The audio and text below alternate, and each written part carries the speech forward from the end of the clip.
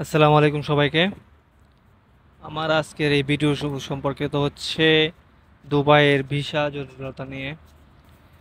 তো আমি আজকে অনেক দিন ধরে বিভিন্ন কোম্পানিতে ঘুরতেছি, সিভি দিতেছি, প্লাস আমার কাছে সিকিউরিটি লাইসেন্স আছে, সার্টিফিকেট, তবু আমার জব হচ্ছে না।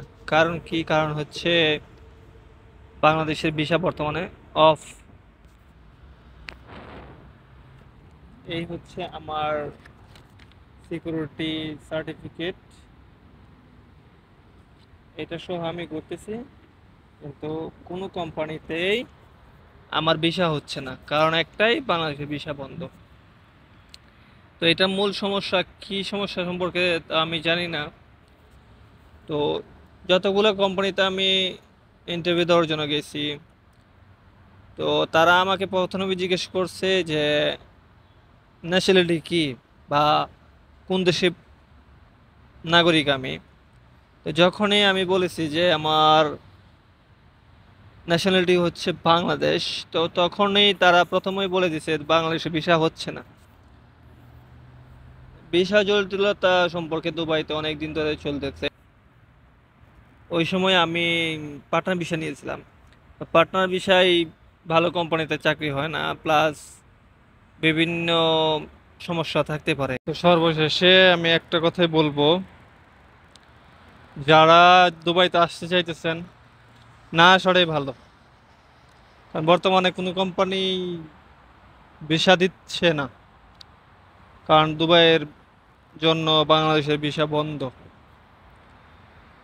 তো না আসাটাই ভালো। আর না আসাটা বলতে আসতে পারবেনই না, কারণ অনেকের আমি দেখেছি, অনলাইনে দেখছি, তো দুবাই এয়ারপোর্ট থেকে ফেরত দিয়ে দিছে। কারণ হচ্ছে তারা সঠিক অ্যাড্রেস দিতে পারেনি, পর্যাপ্ত পরিমাণ ডলার ছিল না তাদের সাথে, আর সঠিক হোটেলের ডিটেলস ছিল না তাদের কাছে, যার জন্য তাদেরকে হোটেল থেকে ওইখান থেকেই ফেরত দেওয়া হয়েছে, এয়ারপোর্ট থেকে। তো যারাই আসতে চাইতেছেন, দালালের খপ্পরে পড়বেন না। বর্তমানে দুবাইয়ের ভিসা বন্ধ, কারণ বাংলাদেশিদের জন্য বন্ধ। বাংলাদেশ পাকিস্তানের জন্য দুবাইয়ের ভিসা টোটালি বন্ধ, কোনো ভিসাই খোলা না।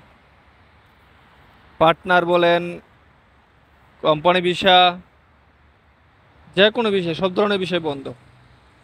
এই মুহূর্তে দুবাই আসা বোকামি ছাড়া আর কিছুই না। অযথা দালালের কাছে টাকা দিবেন না, অযথা নিজের কেরিয়ারটা নষ্ট করবেন না, নিজের ফিউচারটা নষ্ট করবেন না। ধন্যবাদ সবাইকে।